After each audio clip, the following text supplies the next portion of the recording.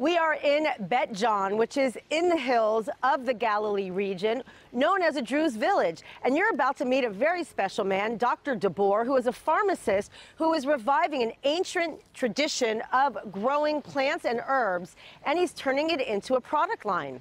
Here's more in my next report.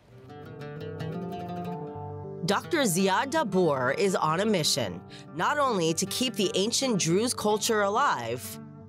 In the ancient years, there's no electricity and no frigidaires, and they have to maintain and preserve their food from summer to winter, snow, cold, everything else.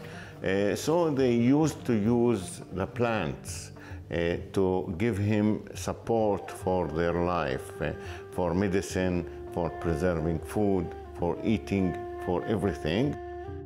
But also for their agricultural history to blossom into the future with a skin and hair care line that can keep you eternally young. Here we have about 70 species of herbal and plants, medicinal plants, from roses, jasmine, lavender, geranium, rosemary, lemongrass. Our base of all our products are the olive leaves. Why olive leaves? Because in the Druze, we believe that these leaves are the factory of the longevity of the life of the tree, 2,000 of years. So in these leaves we can find antioxidants, anti-aging ingredients, active ingredients. Dr. Dabour is a professional pharmacologist who was also the chief pharmacist of the IDF.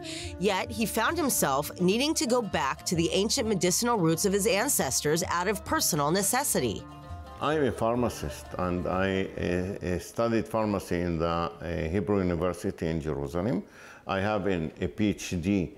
from Technion, okay, on medical sciences. My daughter, when she was infant, she suffered from atopic dermatitis. And as we know, atopic dermatitis, it's a very intense disease that can give itchy, suffering, bleeding, dry skin, everything else, and it's not so comfort. So I had only one choice, to give her steroids. And I don't want to use corticosteroids. I met about 100 women all over the Galilee, and I earned from them the knowledge of traditional uses of herb plants. Especially the Druze used to use biblical plants. I took this information and I do a combination and formulated a cream for my daughter, and it's very good for relieving the symptoms of atopic dermatitis. And he's planted with his own hands a garden that is now blooming with 70 plants, including the 7 plant species mentioned in the Bible. This is geranium, polygonium. We have different species of roses. We have many species of sage, of lavender. Wow. This is the jasmine. We have in Jasmine? I love jasmine. Yeah. Oh, oregano. Oregano. Okay, we have za'atar. Okay, thyme. We don't want to put on our skin things that we couldn't eat it. Blueberry. Wow. We have here mulberry, a white mulberry. My grandmother was a Lebanese woman, and she was very beautiful, and they take care for her skincare very much. I asked her why she used these plants and which kind of plants. And she used also the extract of the leaves of the white mulberry. I don't know why white mulberry. I asked her. She told me that her mother, her grandmother used to use it, and she used it, and it's good for her skin. After that, I go and research about these leaves, and I found that in these leaves there's an active ingredient that inhibits the tyrosinase. Tyrosinase is an enzyme in our body that make the age spots. So I think that in our tradition there is a very, very big things that we can study, learn.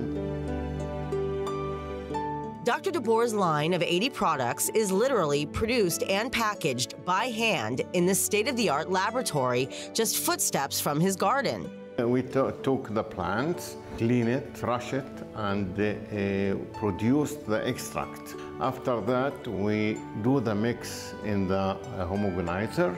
And because Druze women have always been the key formula in keeping these secret family recipes for thousands of years, Dr. Dabour is doing the same in the 21st century. His entire staff is made up of 10 women who manage the store, and each one packages 200 items a day. All of Dr. Dabour's products are chemical-free and vegan.